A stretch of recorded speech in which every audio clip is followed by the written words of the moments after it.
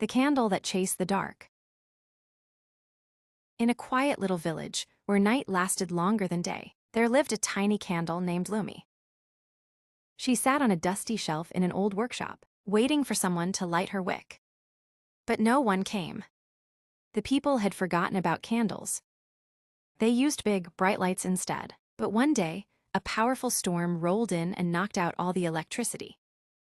The village went dark, darker than it had ever been. A little boy named Theo, holding his teddy bear, was scared. He stumbled into the workshop looking for something, anything. And there was Lumi. When Theo lit her tiny flame, she glowed warm and brave. Together, they walked through the dark village. Lumi's light was small, but it was enough to guide others, one step at a time.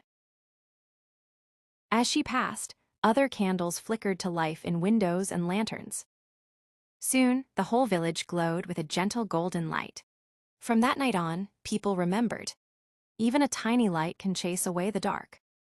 As Lumi and Theo walked by, candles began to glow in windows and hands.